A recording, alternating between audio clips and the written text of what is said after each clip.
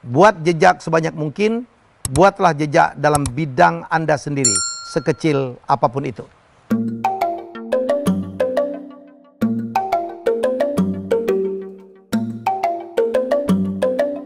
Ya, saya kemarin mendapatkan kiriman, ya, tiba-tiba seorang motivator perempuan cantik yang sangat saya kagumi, karena dari sekian banyak motivator, dia adalah salah satu motivator yang walk the talk. Jadi melakukan tindakan yang sejalan dengan apa yang dia katakan, ya.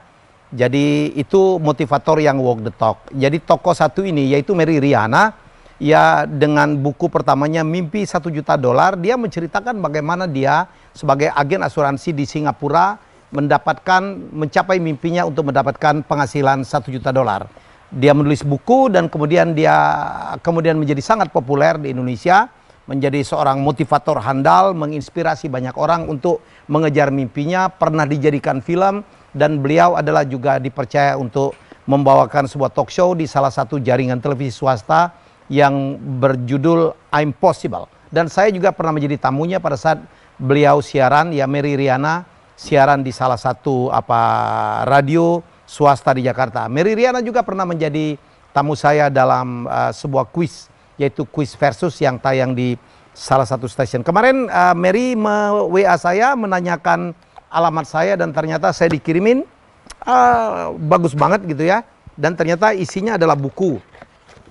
Buku berjudul I'm Possible, kisah nyata 56 tokoh inspiratif. Ya, dan dia juga mengirimkan sebuah kartu. Ya, saya bacakan aja. Dia bilang gini, "Thank you for sharing your inspiring life story. Saya yakin pasti akan ada banyak orang yang mendapatkan dampak positif. Ya, touching hearts, changing lives." Ya, Mary Riana. Ya, di buku ini ada 56 tokoh yang diceritakan oleh Mary Riana, mulai dari artis, YouTuber, komika, menteri, kemudian tokoh masyarakat, penggiat untuk perlindungan anak seperti Kak Seto, ada Pak Arif Yahya, ada Luna Maya, ada Coki Sitohang, dan salah satunya ada saya. Ya, saya akan membacakan apa yang ditulis oleh Mary Riana tentang saya. Sebentar. Ya, ini dia ya. Saya akan bacakan. Helmi Yahya, jadilah yang terbaik. Publik mengenal saya dengan julukan si Raja Kuis. Di tangan saya lahir program TV yang kreatif dan menggugah. Saya juga dikenal sebagai MC dan public speaker dengan bayaran di atas rata-rata. Perusahaan saya, Triwarsana Production, sukses memborong segudang penghargaan. Dan sekarang saya dipercaya memikul tanggung jawab besar sebagai Direktur Utama TVRI. Ya, saya katakan bahwa buku ini ditulis pada saat saya masih menjabat Dirut Utama TVRI yang sudah saya tinggalkan. Dan ini tulisan Mary tentang saya. Ya, saya akan bacakan. Dilahirkan dari keluarga berekonomi pas-pasan membuat saya harus berjuang keras. Dan syukurlah, itu membentuk saya menjadi pribadi tangguh. Dari SD sampai kuliah di STAN, selalu menjadi yang terbaik. Kuliah S2 di Amerika dari beasiswa, saya lulus dalam waktu 10 bulan dari normalnya 2 tahun. Terus ada subjudul Mengabdi bagi TVRI. Saya merenungkan betapa besar nikmat yang Allah curahkan bagi saya sampai hari ini. Perusahaan sukses, pekerjaan nyaman-nyaman saja, sudah first class. Traveling 1-2 bulan sekali bersama istri, akhir pekan main dengan cucu. Saya sudah berada di comfort zone. Saya membulatkan tekad untuk mengabdi bagi TVRI, untuk mengembalikan kejayaan TVRI karena saya dibesarkan di sana. Sangat tidak mudah karena saya harus meninggalkan kenyamanan. Memimpin TVRI tidak main-main, perlu perjuangan keras. Apalagi saya tahu betul TVRI memiliki segudang persoalan. Anggaran, peralatan usang, SDM yang tidak lagi muda, resistensi karyawan, sistem yang sudah karatan, serta brand jadul di mata masyarakat. Banyak sekali PR besar yang harus dibereskan. Seleksi menjadi Direktur TVRI termasuk ketat dan berlangsung 4 bulan. Saya harus berkompetisi dengan 1.800 orang melalui berbagai tes, assessment, psikotes, kesehatan, dan lain-lain. Akibatnya, jadwal saya berantakan. Rasanya ingin menyerah di tengah jalan. Tetapi kembali teringat perenungan mengenai rahmat Allah bagi saya dan tekad pribadi. Ternyata saya memang dipercayai amanat untuk memimpin TVRI. Kemudian ada hashtag kami kembali.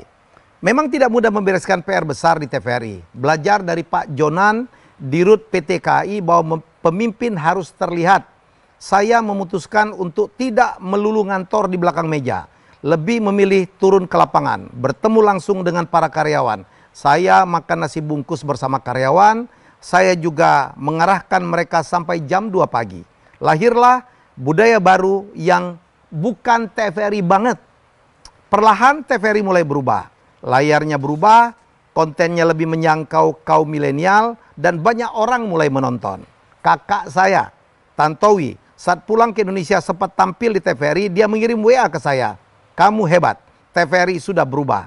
Teman-temannya, para dubes, menteri, dan orang-orang hebat lain mengatakan hal yang sama. TVRI sudah berubah.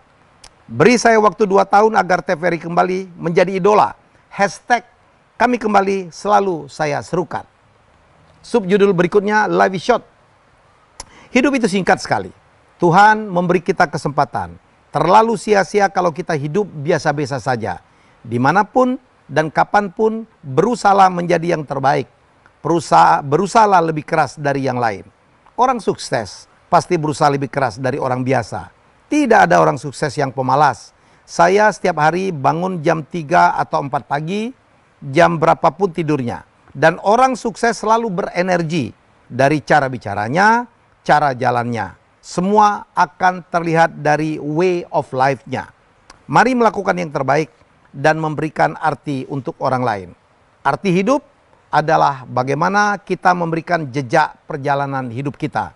Ketika kelak tiada, akan sebagai apa kita dikenang.